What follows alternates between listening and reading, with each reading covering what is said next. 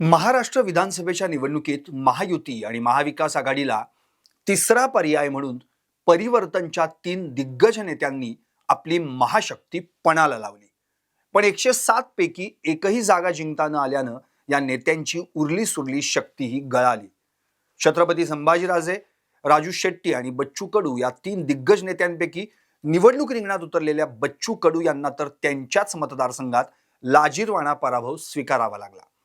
विधानसभा निवडणुकीत परिवर्तन महाशक्ती कशा प्रकारे पराभूत झाली आणि काय राहिला तिचा परफॉर्मन्स पाहूयात यावरचा स्पेशल रिपोर्ट. परिवर्तनच्या नेत्यांची महाशक्ती गळाली. नमस्कार, मी संदीप चव्हाण आणि आपण पाहताय टॉप न्यूज मराठी. छत्रपती संभाजीराजे, राजू शेट्टी आणि बच्चू कडू या 3 नेत्यांच्या पक्षांनी आणखी 5 पक्ष सोबत घेऊन एकूण 8 पक्षांचे उमेदवार एका बॅनर खाली विधानसभा निवडणुकीत उतरवले. एकूण 107 उमेदवारांच्या या आघाडीचं नाव होतं परिवर्तन महाशक्ती. छत्रपती संभाजीराजे यांच्या महाराष्ट्र स्वराज्य पक्षाचे 32, राजू शेट्टी यांच्या स्वाभिमानी पक्षाचे 19 आणि बच्चू कडू यांच्या प्रहार जनशक्ती पक्षाच्या 38 उमेदवारांनी निवडणूक लढवली. परिवर्तन महाशक्तीमध्ये सामील असलेल्या अन्य 5 पक्षांपैकी रिपब्लिकन पक्ष खोरीपाचे 6, जय विदर्भ पक्षाचे 5, स्वतंत्र भारत पक्षाचे 3 तर भारतीय जवान किसान पक्ष आणि महाराष्ट्र राज्य समिती या 2 पक्षांनी प्रत्येकी 2 जागी आपले उमेदवार उभे केले. मात्र या सर्वच्या सर्व म्हणजे 107ही उमेदवारांना पराभव पत्करावा लागला. प्रहारचे बच्चू कडू यांचा बालेकिल्ला म्हणजे अमरावती जिल्ह्यातील अचलपूर. मात्र आमदारकीचा विजयी चौकार मारलेल्या बच्चू कडू यांना 2024च्या निवडणुकीत आपल्याच मतदारसंघात पराभूत व्हावं लागलं. भाजपच्या विजय तायडे यांनी 12,131 मतांनी त्यांचा पराभव केला. परिवर्तन महाशक्तीची उभारणी करण्यात मोठा वाटा उचललेल्या बच्चू कडू यांच्यासारख्या नेत्यालाच पराभव पाहावा लागल्यानं परिवर्तन महाशक्तीला मोठा धक्का बसला. बच्चू कडू यांच्या प्रहार पक्षाच्या इतर 37 उमेदवारांची कामगिरी पाहिल्यास त्यातील बच्चू कडू आणि गणेश निंबाळकर हे दोघे जण दुसऱ्या स्थानी राहिले. चांदवड मतदारसंघात गणेश निंबाळकर यांनी चांगली फाईट दिली. 48,961 मतांनी त्यांचा पराभव झाला असला तरी त्यांच्या उमेदवारीमुळे काँग्रेसचे उमेदवार शिरीष कुमार कोतवाल यांना घरी बसावं लागलं. 23,335 मतं घेऊन ते 4थ्या क्रमांकावर फेकले गेले. तिसऱ्या स्थानी राहिलेले नेवासाचे उमेदवार बाळासाहेब मुरकुटे यांना 35,331 मतं मिळाली.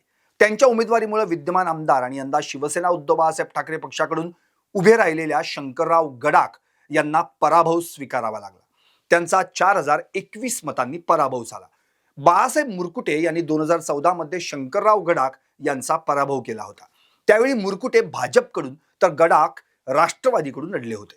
2019 मध्ये गडाख यांनी आपल्या क्रांतिकारी शेतकरी पक्षातून निवडणूक लढवून भाजपच्या मुरकुटे यांचा पराभव केला होता. 2009च्या निवडणुकीत गडाख यांनी भाजपचे उमेदवार विठ्ठल लांघे यांचा पराभव केला होता. मात्र खरी गंमत तर पुढेच आहे. गडाख, मुरकुटे आणि लांघे हे एकमेकांविरुद्ध लढलेले तिन्ही उमेदवार यावेळी वेगवेगळ्या पक्षातून लढले. एकेकाळी भाजपकडून लढलेले विठ्ठल लांघे यावेळी शिवसेनेकडून लढले, तर 2019च्या निवडणुकीत आमदार झालेले शंकरराव गडाख स्वतःच्या क्रांतिकारी शेतकरी पक्षातून न लढता शिवसेना उद्धव बाळासाहेब ठाकरे पक्षाकडून लढले. एकेकाळी भाजपकडून लढलेले बाळासाहेब मुरकुटे यावेळी प्रहारकडून लढले. अखेर 2024च्या या लढाईत विठ्ठल लांघे यांचा विजय झाला. मेळघाटचे विद्यमान आमदार राजकुमार पटेल आणि देगलूरमध्ये माजी आमदार राहिलेले सुभाष साबणे यांनाही पराभूत व्हावं लागलं. हे दोघेही तिसऱ्या स्थानावर फेकले गेले. नेवासा, अर्जुनी, मुरगाव, आरणी, आर्वी, बागलाण, निफाड, सोलापूर दक्षिण, देगलूर आणि मेळघाट या 9 ठिकाणी प्रहारचे उमेदवार तिसऱ्या स्थानी राहिले. ही त्यातल्या त्यात प्रहारसाठी जमेची बाजू. 19 जागी लढलेल्या राजू शेट्टी यांच्या स्वाभिमानी पक्षाची या निवडणुकीत हाराकरी पाहायला मिळाली.